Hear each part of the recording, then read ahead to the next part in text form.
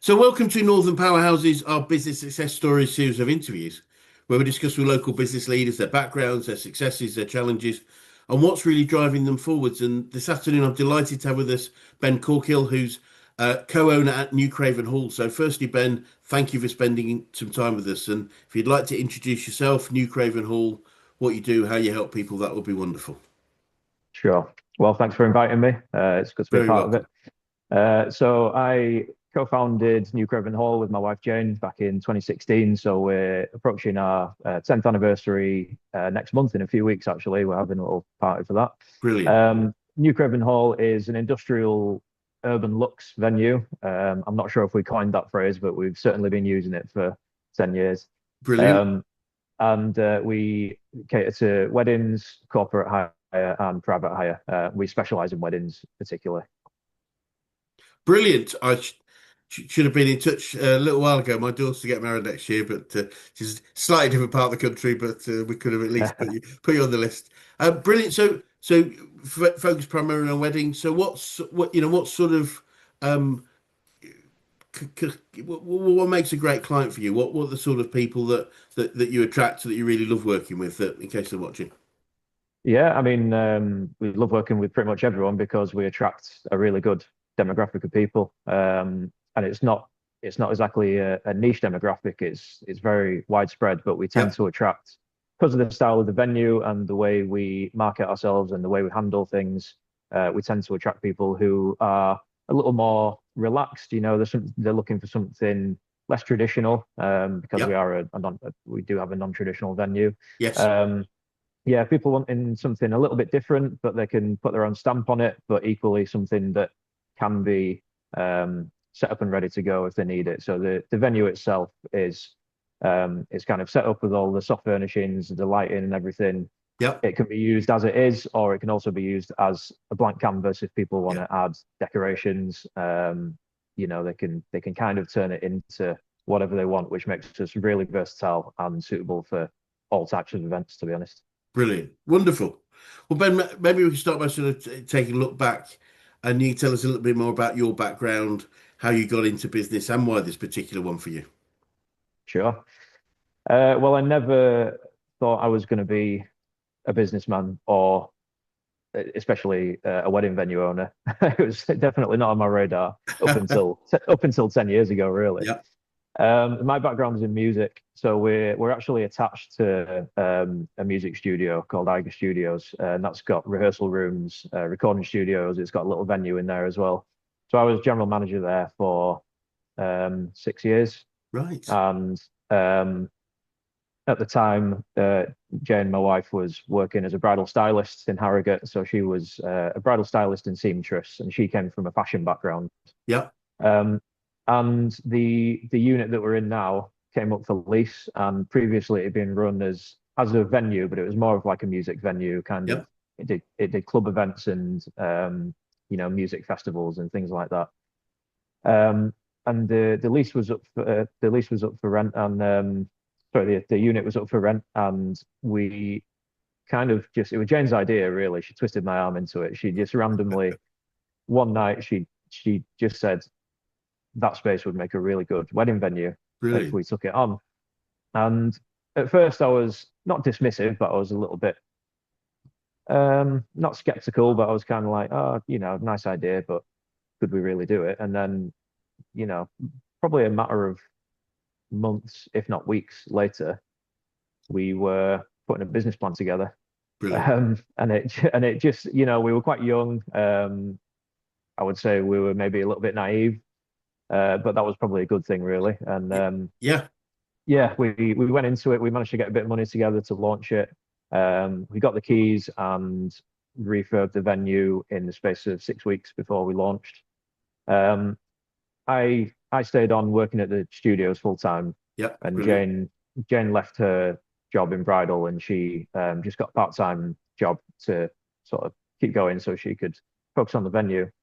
Um, and within 18 months, we were both doing it full time. I think Brilliant. in our initial business plan, I think we projected for 6 events in the first year. We thought it was going to be a little bit of a side earner.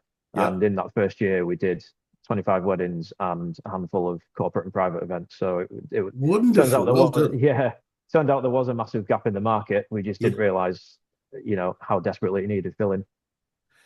That, that's fascinating, and it's actually it's an interesting point you made that it's sort of it's quite difficult when you start a business and you're writing that business plan is you're bound to be, I'm sure you were quite excited about doing it, and that tends to lend to overestimation, and that if that makes sense, and but it Yeah. sounds like you were quite conservative in what you thought, which I'm not sure there's any rights or wrongs, but overachieving is always, I think, a great place to be. Yeah, definitely. I mean, we went into it. I'd say we were a bit naive, and we probably were, but we also went into it with our eyes open. We did Yeah. think, we've never done this before. I had experience in events through Yes. music events that I was running, and I used to put on my own music events around town and stuff as well. And Jane had the knowledge of the wedding industry coming from Yeah. a bridal and fashion background, but it was something we'd never done before. I didn't know the first thing about weddings, to be honest. No. We weren't even married at the time. We were. I don't even think we were engaged at the time. I think we got engaged 6 months after we launched the Brilliant. venue. So I didn't know the first thing. But the combination of our sort of knowledge and Yeah. experience, we felt was enough to get something going, and it worked. And we went into it with our eyes open. We didn't go into it thinking, oh, this is going to be you know, the biggest thing ever. We're going to be fully booked every weekend, but at the same time, we hoped that we would be, Yeah. because otherwise there was no point in doing it. Yes. But yeah, as I say, what we thought was going to be a bit of a side earner turned into our full-time Brilliant. jobs within 18 months. Congratulations. That's what great success. And underlining that, I don't know if you know the very unfortunate business survival statistics that exist, but unfortunately, 80% of businesses fail in the first 5 years of operation, and Yeah, of the 20% that survive, another 80% of those fail in the following 5 years. So to get to 10 years is puts you in the top 4% of businesses around. So well done. there you go. Top 4%. I'll take that. Absolutely brilliant. So looking back over these last 10 years, what are some of the biggest issues and challenges you've had to overcome? Um, I think the probably the biggest overall challenge is that we were still learning to be business people. Yeah, We didn't start a business because we wanted to start a business. We're no, creative people. We started it because we wanted to do something creative and brilliant. something um, that we could kind of put our creativity into. So in business, you'll probably know that a lot of mistakes end up costing you a lot of money. Yeah, But you've always got to learn from them. I mean, we've been really fortunate. I think, as I say, the way we run things um, and how we position ourselves attracts a certain type of client, which has always worked really well for us because it just means that we're constantly engaging with people that are quite similar to us, we think, yeah, brilliant. but from a quite wide demographic. But I think on the customer service side and the delivery of the events and everything, the team that we've always had has always been great. But I think the behind the scenes learning how to run a business and the mistakes and the stresses that come along with that has been the biggest challenge. But every day is a school day, I always say, and we're always learning. I'm still learning really basic things about business now, 10 years in, that I probably should have known going into it, but It, that's business. yeah, I mean, it's an interesting one, and I've talked about this quite a lot with people. Is the reality is most businesses are started by people that are good at what they do. They're not Hmm. necessarily good at or trained in running a business or what they do. And it's just that's how businesses start. There's a great book, the E-Myth Revisited by a guy called Michael Gerber talks about, somebody has what they call the entrepreneurial. He talks what he calls the entrepreneurial myth of the guy that is working for somebody and then suddenly says, "Well, why am I getting out 2 in the morning when the other guy's getting all the money?" And he Yeah. has what they call an entrepreneurial seizure and says, seizure and says, right, I can start a business. and it's a lot of the reason we do what we do is that knowledge of running and growing a business. But most businesses are started by people that have a passion for what they do, and they just want to do more of it. So Yeah, it, yeah, definitely. And it and I think at the moment we're at quite a pivotal point because we're in the biggest growth period that we've ever had at the moment. brilliant. Which is good, but it's stressful, and Yeah. that involves us learning how to step away from being venue managers and becoming business directors, which Yes. naturally we're very hands-on. We've always been really hands-on with the venue, but now we're having to kind of force and teach ourselves to not do that Yes. and step away a little bit. It's a really difficult. It's an interesting point, Ben, that you raised because I mean, and I often work with people at that sort of stage because one of the most helpful um, things we're taught when we're young is also one of the most challenging things we're taught if we're in a business, which is the harder you work, the more successful you'll be. And that's a very common phrase. It's absolutely true. But as business owners, there gets a point where our job isn't to work. It is leading other people to work hard, not just working hard ourselves. Yeah, That well, makes sense.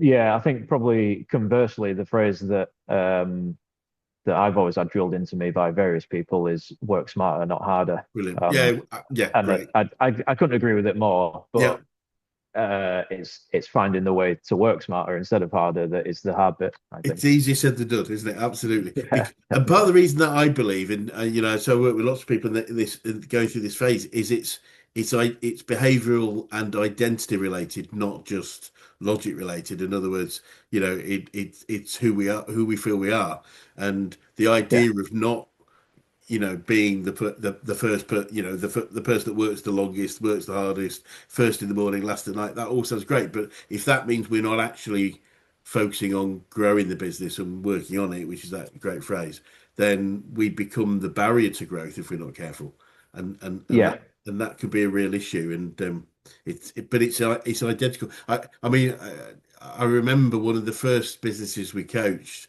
and I won't mention any names or Patrol, but the new MD, it was bought from the owner whose name was above the door and that sort of stuff. His name was the brand. By two of the senior team bought it out, and one became MD and one became ops director. And my colleague at the time was coaching the managing director, and for 6 months he never sat in the owner's chair. They both sat on the other side of the desk together because he wouldn't sit in this chair. Now there's no logical reason for that. It's just a chair. yeah, But there yeah. was an identity thing going on that held people back. So it can be quite an emotional and, as I say, an identity shift. I think, Ben. Yeah, absolutely. Yeah. And, naturally, as I say, we're both very hardworking, hands-on Yes. people, and we've always been in jobs where you do have to work hard, and Yeah. it's not that you're expected to just bust a gut all the time, but you want to, if you're in a job or a position that you like, you want to work Yes. hard and do well and make it work for you. So yeah, it's a mindset shift that we've been going through for the last 12 months or so, and Yeah. yeah, we're getting there. But Brilliant. we're also really fortunate because we're surrounded by really good people.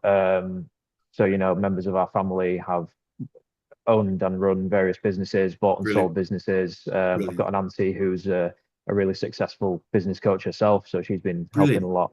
lot. We've got friends who run businesses, all in very different industries, but Yeah. most of the principles are exactly the same. And anyone you speak to at say networking events or whatever, no matter what industry they're in, we've kind of all got the same issues, the same Yes. problems, and often the same successes as well. Yeah, brilliant. No, yeah, absolutely right. We find most challenges boil down to a few simple things, not easy things to fix necessarily, but straightforward. So what? So obviously you've achieved a lot, and whether it's from the challenges you talked about, and whether it's from the people around you, what would you say are the biggest things you've learned about growing a successful business, man? Um, at the moment, especially since the turn of this year, we have learned that as you said, the biggest barrier to growth can be yourself, and Yes. you have to. And loads of people have said it to me over the years, and I've agreed with them, but just not done it. Is No, they've it's said you have to take yourself out of the business. You have to take yeah, yourself out of the day to day.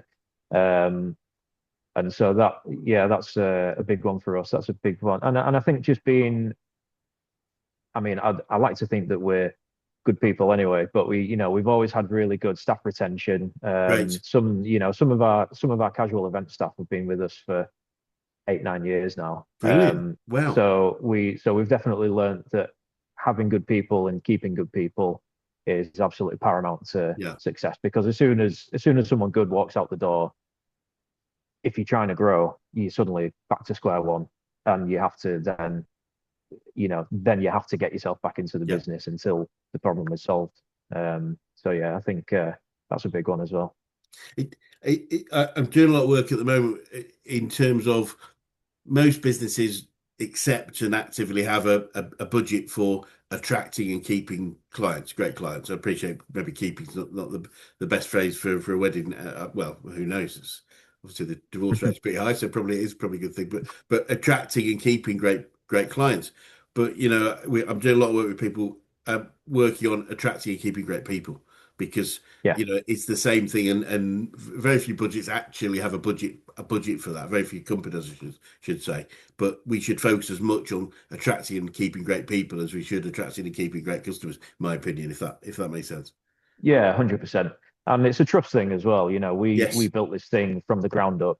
In the beginning, it was literally just Jane and I.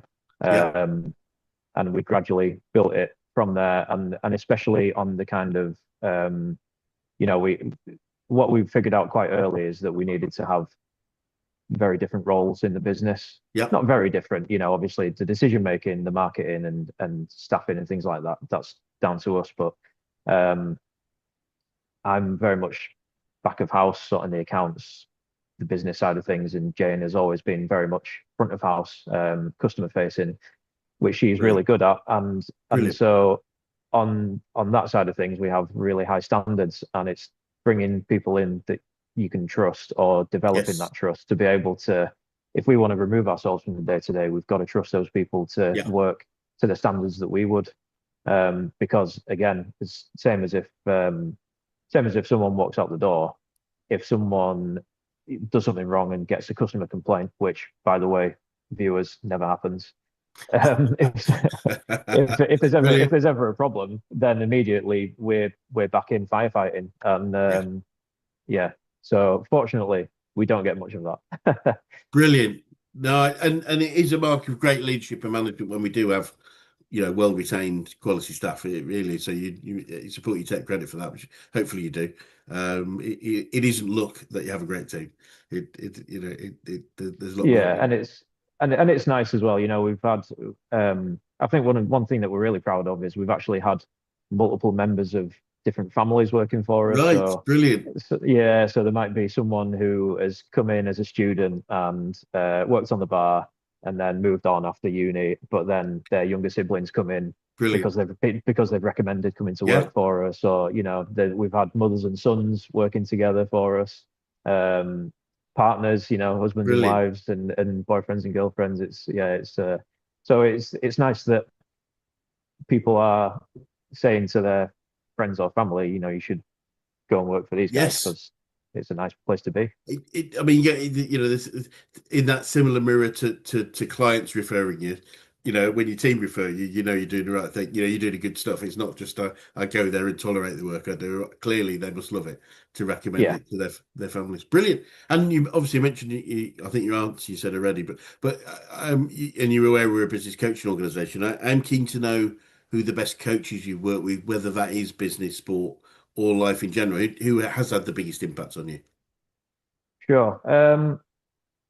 Well, I only really looked into business coaching probably about 18 months ago, which seems silly to say that my auntie is a business coach. But I think, I mean, another challenge that I have personally is asking for help because I Yeah. think I can do things. And Yeah. actually, sometimes I just need to say, I need a hand with this. Yes. Um, and so, to be honest, we've been doing this 10 years, but the last 2 or 3 years have been the toughest. And that's a combination of, the economic pressure, Yeah. changing customer habits, spending power decreasing, but also actually growing. So the business in terms of positioning, number of bookings we're doing, everything that's all growing. But obviously the financial pressures are increasing. So I think it was sort of mid to back end of 2023 when we'd had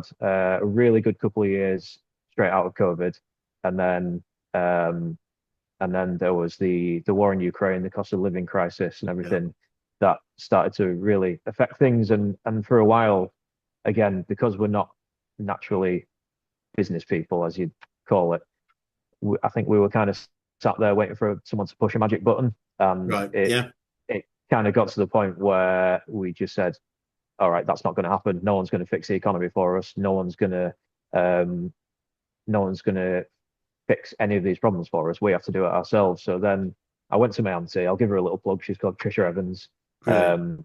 She and she said, yeah, absolutely, I'll help you. And Brilliant. to be honest, the some of the things she says, and I find this with a lot of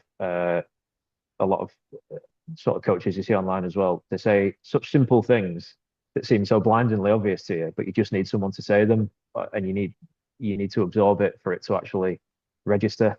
Yes. Um, and so a lot of it was just about realigning our positioning. I mean, I've got another friend who is he's always been an entrepreneur since he was about 17, and he's run multiple businesses successfully.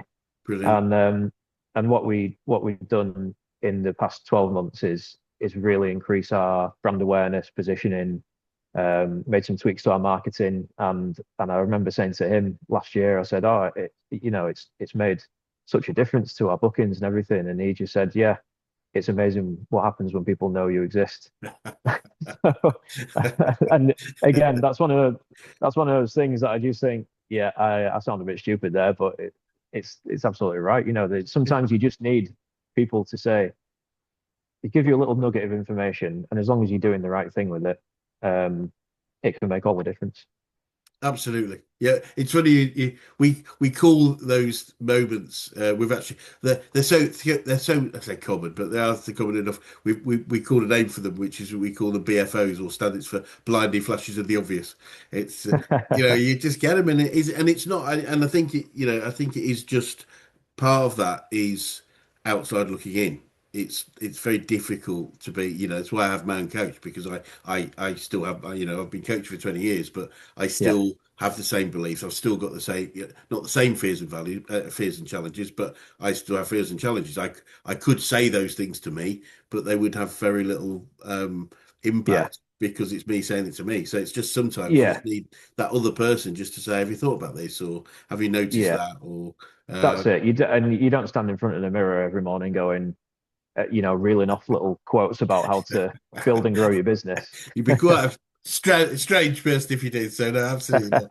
No, I'm sure there are some people out there doing it. there probably are, but no, it's yeah, it is, and it is, and often it is just the simplest things that make the difference. I think it's. Yeah, I often say to people, if I, when I do a little sort of a welcoming thing, I said we don't do rocket science here. We do simple stuff that works. We'll probably make you enough money that you can hire a rocket scientist if you really want to, but there's a lot of money to be made before we need to hire rocket scientists in business. yeah. And Ben, whether it's from the people, some of the people you mentioned already, or other sources, do you have any favourite quotes or sayings about business or success or life in general you catch yourself using on a regular basis? Well, actually, going back to that friend who I just mentioned, I I used to live with him. He's been one of my best friends since high school, and Brilliant. over the year, like I say, he's kind of a lifetime serial entrepreneur, and he always used to come out with little nuggets of business advice. Even though, even before I owned a business or anything, he'd always Yep. kind of give you little phrases and stuff. Brilliant. And I said that to him. I think last year I said, I've always kept a mental note of a lot of the nuggets you've given me, and then he gave me an even better one from that. He said, there are always nuggets, but it's what you do with them that counts. Yeah. And I thought, brilliant. So I Great. think that's probably one of my favorite quotes. And the other one, I think, I don't know if it is a quote that could be attributed to anyone, but it's something that that I always carry with me is it's never too late. And the example I always use is my late granddad. He was, to be fair, he was a PE teacher and a career sportsman his whole life, but he ran his first marathon at 63 years old. Wow, And and when I say first marathon, I mean he did others after that. So brilliant, and brilliant. I always think of him, and I always just think it's never too late. You know, it's never too Yes. late to learn something. It's never too late to improve something. It's never too late to change something if it needs changing. So yeah, I think that especially in the last sort of 12 to 18 months, I think that's been the biggest driver behind the Yes. things we've been looking at is it's never too late. Yeah, absolutely. There's a guy called Gary Vaynerchuk who's a very well-known social media presence because he's got a very, Mhm. very effective marketing company. And he's talking a lot at that moment. He's saying, look, especially given the advances in health and medicine, even in your 50s or 60s, you've still got probably another 20 or 30 years of effective life if you want to have them. Yeah. It's never, and I think there's always the famous, the fairly well-known story of Colonel Sanders, the KFC um, guy who wasn't successful till he was 67 when he really started to hit success. Wow. Um, and having had quite a lot of what most people consider quite challenging, career up to that point. He'd not been the most successful person, and it was just that. And but clearly, one of the things it made him successful, I'd suggest. I don't know how many. I don't know if you know his story at all, Ben, but it's just quite an interesting one. I don't actually know. So he's worth reading. So he was 67, I think, when I can't remember what point of success that's considered, but he was that might have been when he started.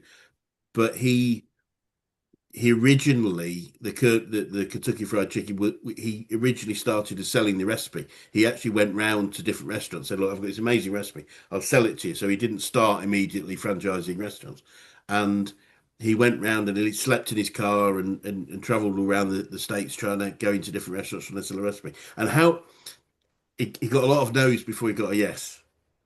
Yeah. Can you imagine how many, or just have a guess how many no's he got before he got a yes? Well, given it's in the US, I'm going to say hundreds, if not thousands. It was 1,000. I think it was 1,009 Wow. no's before he got yes. Now I don't know about you. I've been giving up in the 30s or 40s. It's like Yeah. it's incredible. A level of belief that he had in what he did, but also, as you Yeah. say, it was never too late. He just knew this was the right thing. He found the thing and he made it happen, which was pretty cool. I'd And look at them now. Yeah, please do. Yeah, I hope it's true. Some of these stories you get, they're actually apocryphal. They're not actually, but I think that was true. The other one you talk about nuggets, and I think it's quite an interesting point, is they're only nuggets if you act on them. And it was one of the reasons we as an organisation became coaching because we originally our founder Brad originally started in training, i.e., the transfer of information. This is how you can grow a business. But what he literally found was he trained lots of people, but only a few actually took action on the learning. And, Yeah. and he's very passionate about helping people be successful in business. So, he really worked into coaching, and certainly in terms of SME business coaching, I think we were sort of some of the first organizations to do it. But it was very much about saying it's not just about education; it's about action alongside it. And if you don't Yeah. take action on it, it is a bit pointless. It's sort of it's almost more pointless to. In fact, I think there's a great phrase about it's almost more pointless, or even I think the phrase is sinful to have knowledge and not use it than not have knowledge at all. Um, Yeah, you know, definitely. Well, I being mean, a big thing is accountability, isn't it? And yes, I'm quite fortunate because I think Jane is naturally a lot more, shall we say, persistent than I am. When she believes in something or she has a vision for something, more often than not, it's going to happen. And brilliant. I think, and it's been really good running the business together because we keep each other in check. Yeah. And if someone has an idea that probably isn't going to work, usually me, then I'll get told. And if there's an idea that we really think is going to work, then we'll both Brilliant. get behind it and feel it. But and that's another thing that my auntie Tricia talks about a lot is accountability because, and I guess that's the difference between a trainer and a coach is accountability. You've got Yeah, someone to answer to, and if you're not doing what someone's telling you to do, then they're there to say, okay, well, why aren't you doing this? Um, absolutely. because it's going to work for you, so you need to do it. Absolutely. It's like, you said you wanted success and you've agreed that, this thing that you're going to do is going to help you move to that next level. So you're choosing not to. What's that all about? It's like you're actually saying you don't want to be the thing you want to be, or you don't want the thing. It's an Yeah, interesting thing, but but with respect and with love and all those sorts of things, which can be that's treading the tightrope, I think. And yeah. similarly on favorite any favorite books or podcasts on business or success or life that you can recommend? Well, I definitely enjoyed Stephen Bartlett's early podcasts because they were very raw, very authentic. Yes, I won't speak too much about his more recent podcast he's because it's definitely gone not in. exactly aligned with with what I'm into. I'd call him probably the UK's answer to Joe Rogan at the moment, but anyway, that's by the by. No offense to anyone who enjoys his podcast.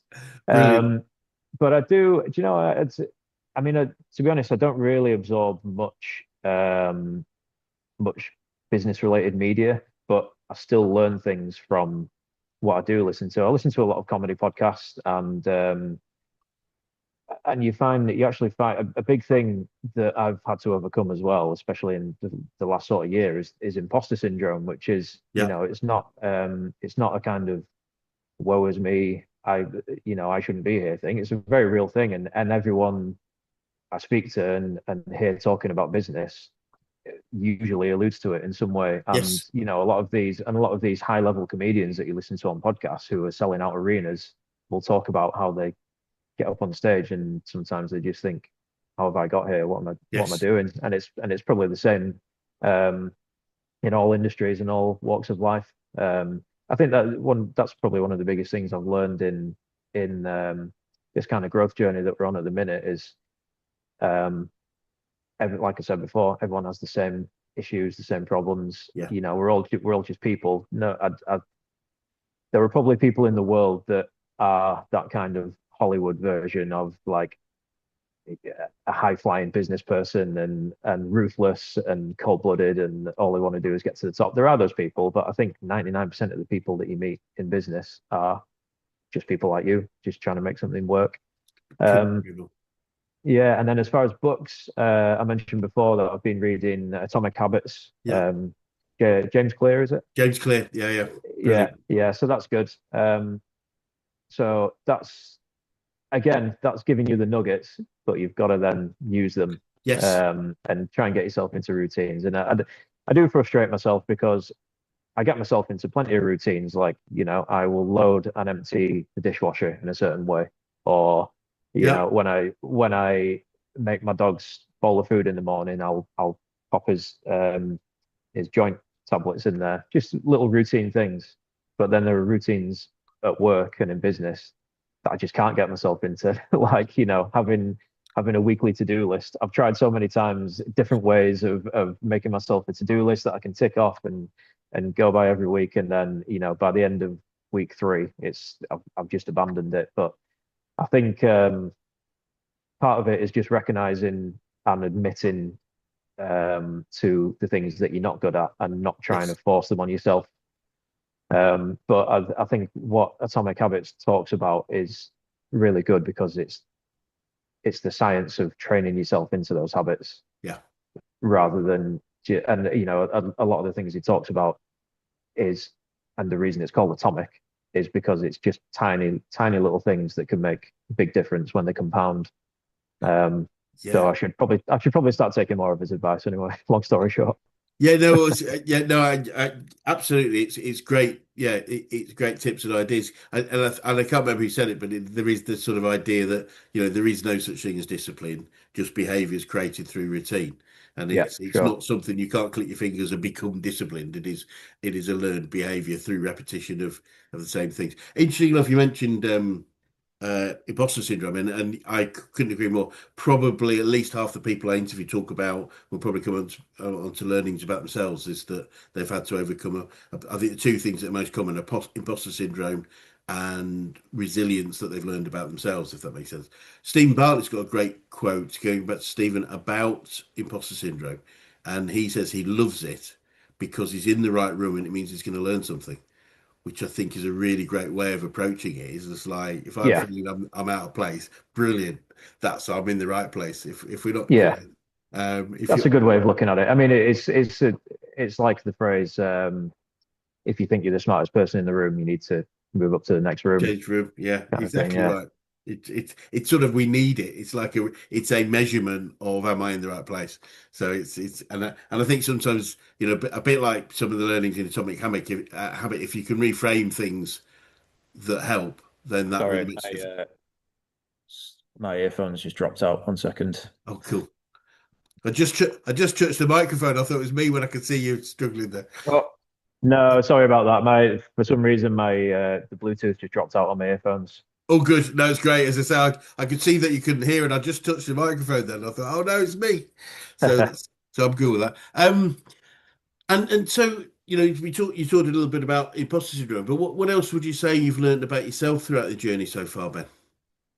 Um, I would say I've learned that I am perhaps more resilient than I thought I was, because you have to be. You know, you've Yeah, got to take the rough with the smooth, and as great as everything can be, there can still be. I mean, the analogy that I've heard most probably in the last few years is people saying that they're like a swan or a duck. It's all calm on the surface, and the legs are flapping underneath. So as you know, it's a perception game, really. You know, people look at our venue and they probably think, oh, they're on top of the world, everything's amazing, and you know that's not a bad thing. You want people to think that, but they obviously don't see the hard stuff that yeah, goes into it. You know, the things that all businesses owners talk about. You know, things that keep you up at night yeah, thinking about any little problems or any little jobs that you need to get finished off that you don't have time for. Little stresses about staff and money and everything. So you've got to be resilient, and there are times when it does catch you off guard, and uh, it can get you down, and it can get you really stressed out. But that's the roller coaster, and I think you've just got to ride it and kind of you got to roll with the punches, I think. I absolutely agree. And I was told by the then CEO of my organisation, actually, coach, quite a long time ago. He said, "Chris, the job of a business owner is to solve problems." And so if you don't like problems, probably the best thing to do is not start a business. Yeah, I've added to that I've added that in my beliefs that growth problems are often caused by growth. So if we don't have any problem, if everything's running smoothly, it's probably we're not growing as fast as we could choose to. There's no. yeah, It's absolutely cool to have a nice little plateau for a while and take a breath. But probably if we want to grow at the right rate, that's going to cause problems. They're called growing pains for a reason. So yeah. I think I think one of the best things business owners can do is build that comfort or even that love of problems as a signal of we're on the right track, if that makes sense. Yeah, 100%. I mean, what we're in the middle of now, this growth period. I was talking to someone the other day actually, and I was saying um how difficult it is, and how Jane and I, because we've made a few changes to the team recently, so we're bedding a few new people in, changing a few processes, changing the way we do a few things, trying to get some new routines in place. So Jane and I kind of feel pulled in 10 different directions on any given day. And it's stressful, and by the end of the day you're absolutely knackered because your brain has Yeah, just been working yeah, overtime. But this person then said, well, okay, but how's the business doing? And I said, all right, well, we've increased turnover. We're coming to the end of our financial year now, and we've already increased last year's turnover by about 15%. well done, um, well done. and we've increased new bookings by about 13%, something like that, Well done, on this period last year. So, brilliant. and they said, well, you're not stressed and you're not having these problems because you're failing. You're having them because you're succeeding. So they Great. said it sounds like your business, your marketing, your positioning, your bookings and everything, they're outgrowing the structures that you once had. And Yes. so creating those new structures is what's taking up our time and causing the stress. But and I say stress, it's good stress to have. I was sat on my laptop um, until 11 o'clock last night at the dining table because I was getting stuck into building these new automations for our marketing and our inquiries, and I was really enjoying it because I was learning something new, Yeah. and it was something, and I was doing it because I want to improve the process for all of us, for the team, for us, to make everyone's life that little bit easier. And if I can, spend a couple of evenings a week doing a few jobs that are ultimately going to make everyone's life easier and our eventual day-to-day life easier, then I'm all for it. And Brilliant. it is exciting. It's really exciting because there's lots of new things happening, and we can see where we want the business to be. Brilliant. And figuring out how to get there it is stressful because we've never done it before, but it is exciting because we're introducing lots of new things to the business and refining things, making things a bit more efficient as we go. And it's great, and everything feels like it's kind of on a real upward trajectory. Brilliant. Fabulous. Absolutely fabulous. And Ben, we touched on this quite early on, but we have a definition of a true business and action coach, which is something most of our clients we help move towards, and that's true. We believe a true business is a commercial, profitable enterprise that works without its owners.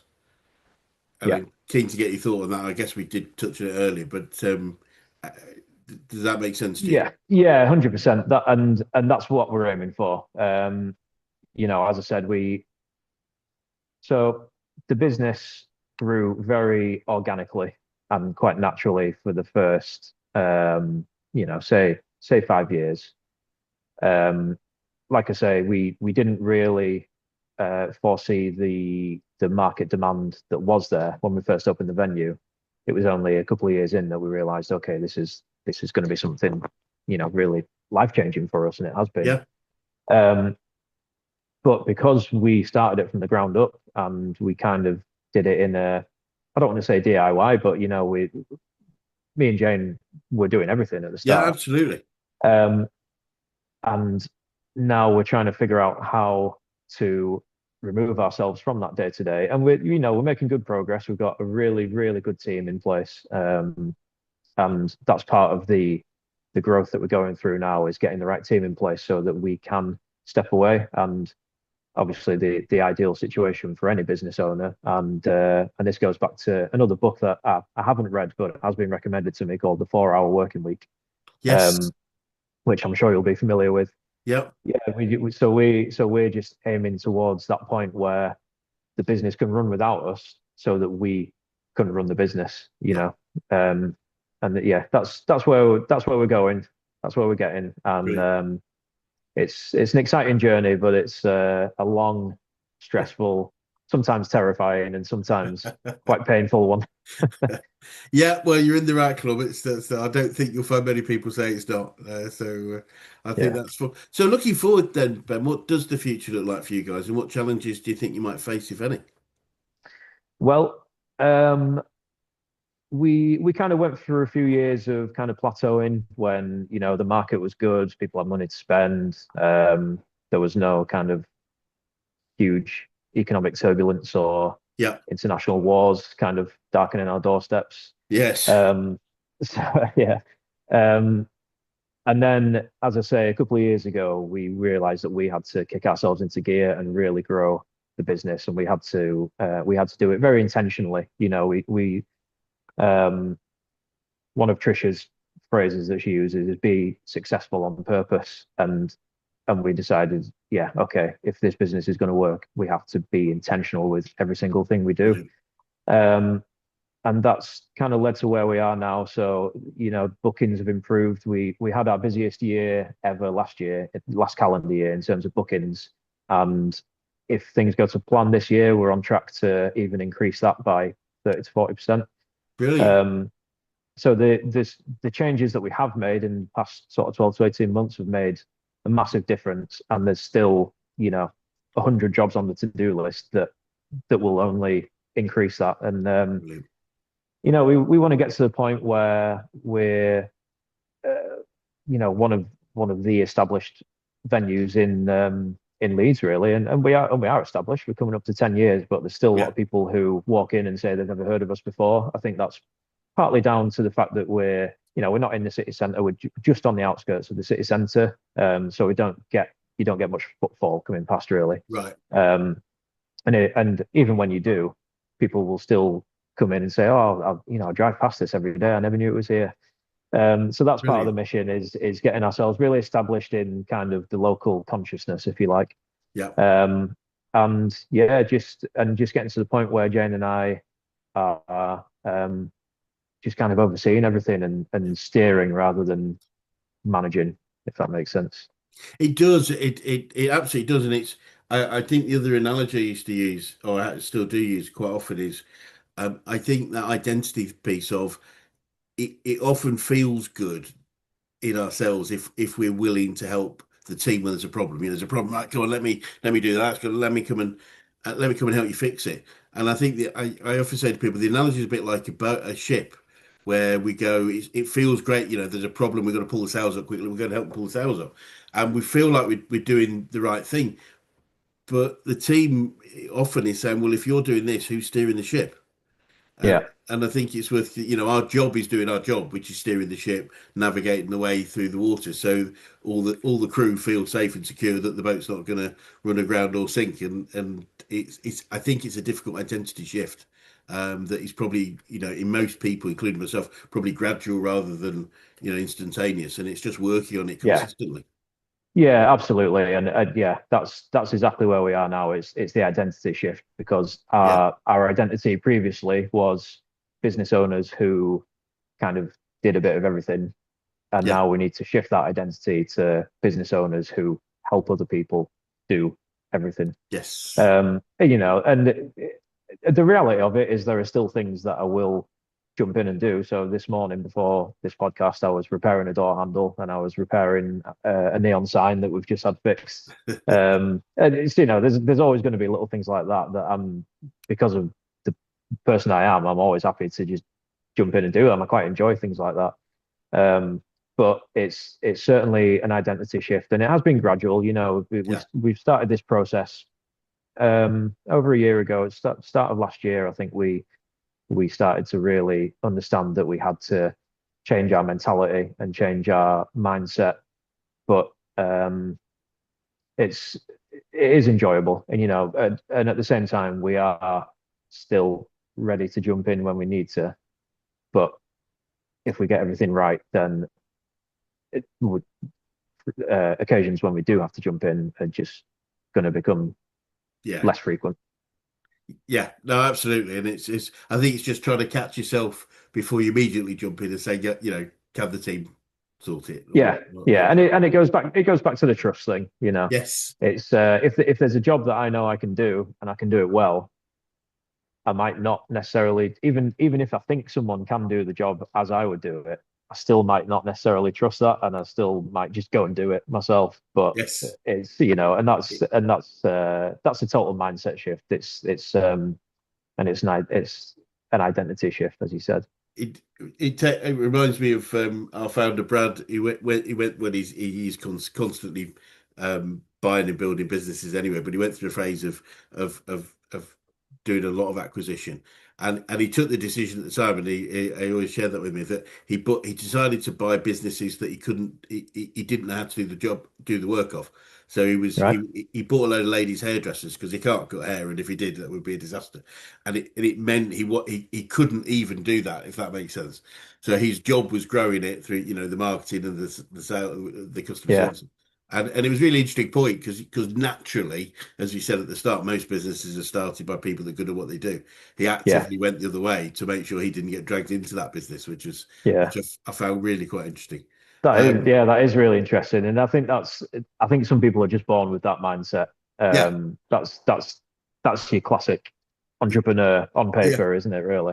yeah, And absolutely. it's interesting. We've got a friend who obviously I won't mention any names, but they've got a business which has always been really successful, And they went through a period of growth because people around them were saying, "Oh, this is great. You need to grow. You need to grow." Yes. They grew. It didn't work, so then they had to cut back and scale back, and they got into a bit of hot water, whatever. But he has the mindset where he just said, "Oh, well, if this one fails, I'll just go and do something else. I'll just start another business." And I just thought it's so far removed from our mindset that I couldn't really get my head around it. But that's just two different types of people, isn't it? Absolutely, absolutely, and there absolutely aren't any rights or wrongs. It's just a different mindset, Yeah, and it's just no, the more we understand our mindset and then act accordingly. I think that makes lots of sense. But yeah, it's interesting. I think one of the things I find is really helpful to a lot of people I work with is getting to a point where we consider business to be a game, and it's yeah, just a game. It's like, it isn't life or death. It feels like life or death a lot. And, we can make it life or death if we want to, or we could just say it is just a game. And yeah. yeah, if I don't win this one, I'll win the next one. Yeah, But I think the difficulty with what we do at the venue is it's very personal to us. yes, yeah, Because we started it, we're creative people, we've kind of put our creativity into it. It's not like we've just